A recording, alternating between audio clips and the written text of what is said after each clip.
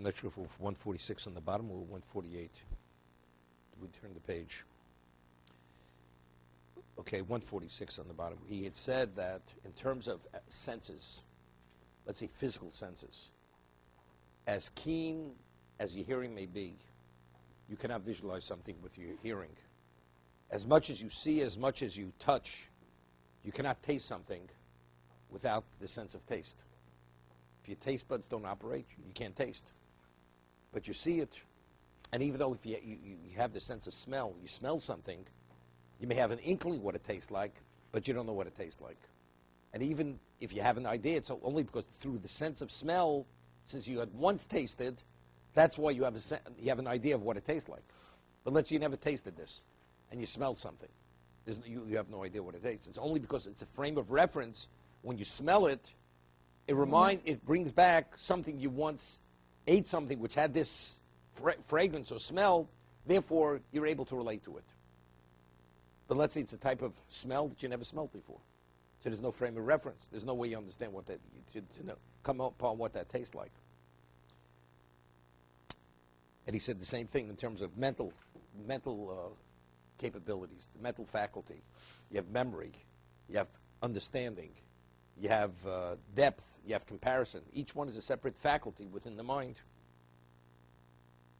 148.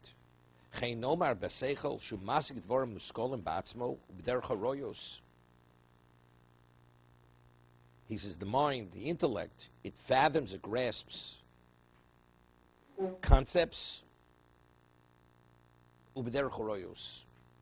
by bringing proofs.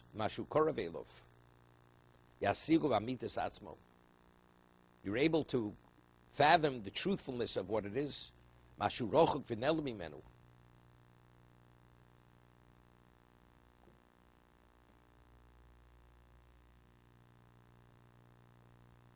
Which has relevance to, which has no relevance.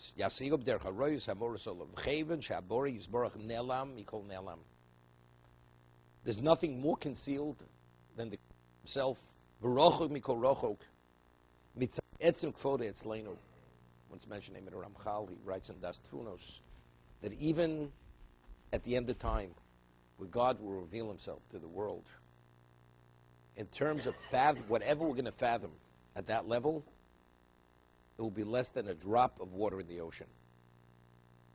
Even at that level, where there are no barriers. But again, regardless of advances we may be, we're still finite. God is infinite. Something which is finite cannot fathom what is infinite, cannot grasp what that is. So it's an inkling. We're able to, like you imagine, it's like just keeps going, but it's beyond keeps going. Infinite is more than keeps going. We see space as infinite, relatively speaking. It's just endless, but it's not endless. It doesn't. Where does it? How does it end? We have no idea where it ends, but it does come to an end.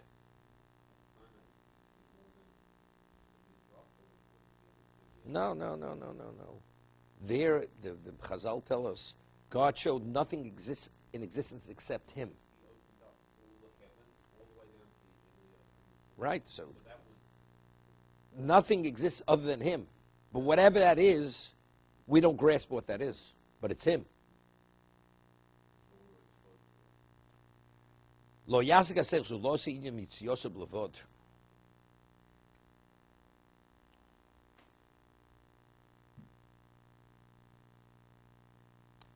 We cannot grasp or fathom with our mind, intellect, what He is, except that He exists. He says, if you attempt to understand, to grasp the truthfulness of His glory and to compare anything to it, to Him, when you come upon Him, it's going to be concealed because you don't understand what you think it is, it's not. Because the initiative was in an area which is not within your capacity, within your ability.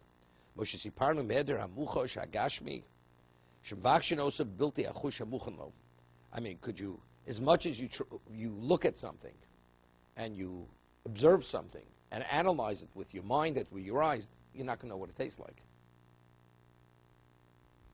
Al kein anachnu tzrichim levakesh mitzius habore yisborach mitzad simoni masov. So how do we seek out and confirm the existence of the Creator? Only as a result of his actions, his interaction with existence. V'ulonu royu solov.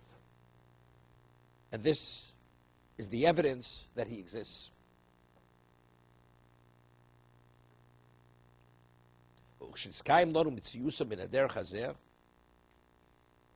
And once we've established his existence with this approach,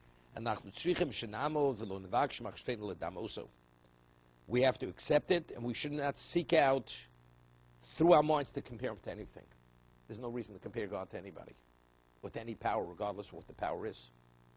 Once you have established through his actions that he orchestrates and wills every aspect of his existence, you know, it's interesting.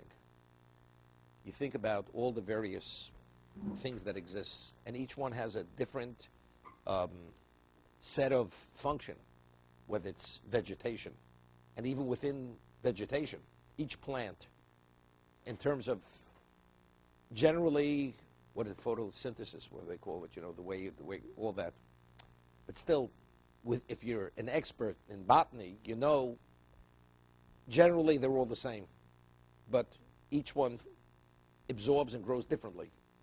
It's the flower or the plant or the seed or whatever it may be. So we're talking about, there are, relatively speaking, infinite things going on simultaneously in this existence. And somehow they all interact. It's one entity. And one being controls that. Could we even relate to what that is? And the world means nothing to God. Nothing in terms of what he is, because the world is finite. Relatively speaking, the amount of information and things that go on simultaneously is beyond anybody's, you can't even compute it.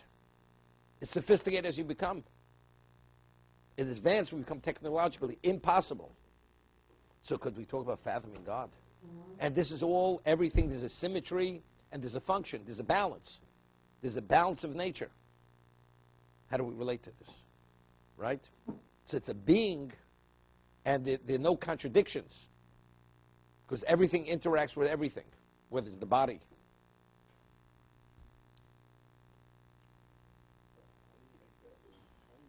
Nice. This is what we explained. Again, that's the reason why, you know, you have to, that's why memory is very important. You could be the most intelligent guy. If you don't remember, it's worthless. Right? We have to establish first.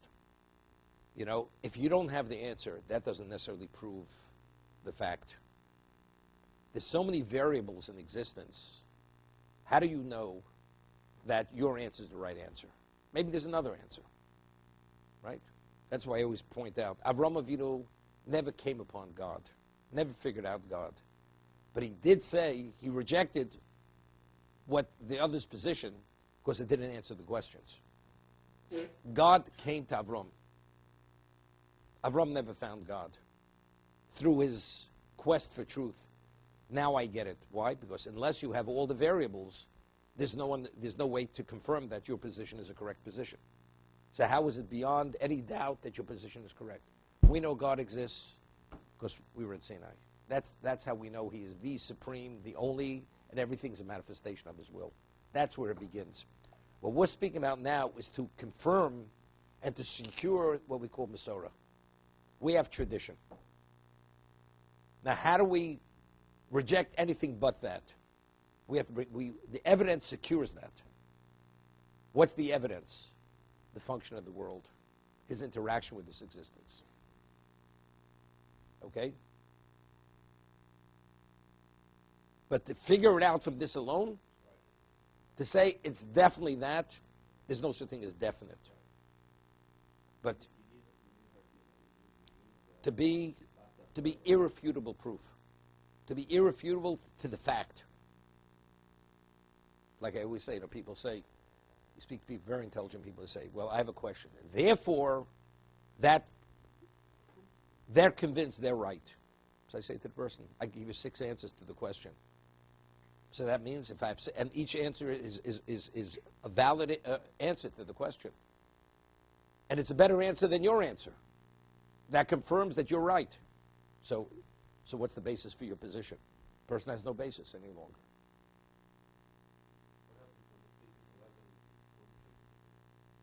No, that doesn't make a difference.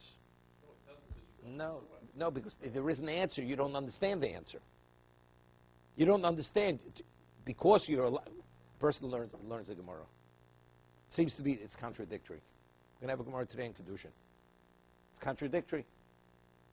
So, Rabbah says it's not contradictory. If you understand the Gemara, then you see it's not contradictory. It's like when I started teaching Gemara here, there were a number of people who were present.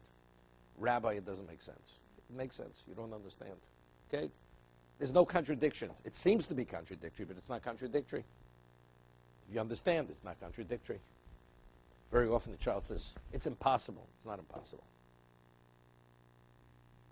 You mature, you'll be more capable, then you'll understand that it's workable. You can work it out. To be continued.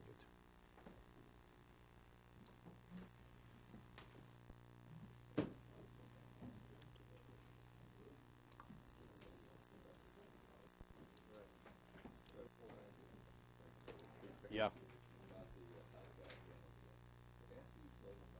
You don't blow them out. We don't blow flames out. I want you to mention. You wave it out. We don't. What's mentioned? There's a sefer. It's called Salmas Chaim. Salmas means the garment of Chaim. You know, Rabbi Yosef Chaim Sonnenfeld was the Rav of the old community Yerushalayim. It was called Yeshiva Yosha in Yerushalayim. And Rabbi Chaim Sonnenfeld had the ability. He was tremendous Talmud Chacham. He was something at a very advanced level. And he had instant recall, and if you wanted to know the source for anything in Torah, instantly he would give you the source. That was his breadth of knowledge. So there's a famous story with Ben Eliezer, the father of modern Hebrew. And he had a relationship. He wasn't an observant Jew, this Ben Eliezer. He spoke Yiddish, but he specifically would not speak Yiddish. He was a Yiddishist. He was a Tarbut Jew, culture Jew. And he's the father. So he comes to, and there's certain words, there are no Hebrew words for them. So he would come to Rav Sonnenfeld to discuss with him where could he find maybe in the Aramaic or something they could use a word in Hebrew. So Ben Eliezer says, Yosef Sonnenfeld, he says, if you're so adept in the language, why don't you speak Hebrew? What are you speaking Yiddish? So he gave him his reason. Why he speaks Yiddish? He would not speak modern Hebrew. Wouldn't speak it. So Ben Eliezer says to Joseph Chaim, gets upset. He says, "Shtusim." So he says, "Shtuyot." Okay, that's the story. So Rav Yosef Chaim Sonnenfeld, somebody once. So people asked him multiple questions. Somebody was always next to him, and he would record all the questions that were asked, and he would jot down the answers, and they were like one-line answers. Is it permitted, not permitted? What's the source? And this person will record it. So eventually he published a work. It's called Salmas Chaim. So over there's a question, are you permitted to blow out a candle? Are you permitted to blow out a candle? It's not an Yisro, it's not a prohibition, but should you blow out a candle? So, of course not on Shabbos. Should you blow out a candle? So he cited a Reishis Chochmah. There's a sefer called Reishis Chochmah. It's a Musa sefer based on Kabbalah. And the Reishis Chochmah says that since it says Ner Nishbas Odom is Ner, the soul of a Jew is like a candle. So when you blow out the candle, it's like you blow out the person's neshama. Therefore, Reishis Chochmah says a person should not blow out a candle. You should snuff it out. You should wave it out, but you should not blow it out. That's the Reishis Chochmah. Cited in the Salmas Chaim, brings the source. And wine, that's easy. That's a wine. So you have something, you just put it over. Like, they used to have the candelabras with candles. They would have a snuffer, snuff it out. That's the way you do it. How do you put out your Hanukkah lights? They go, take a piece of aluminum. No. If you put a substantial amount in, it could go all night. Take a piece of aluminum foil, heavy duty aluminum, just put it out. Exactly, that's how you put them out.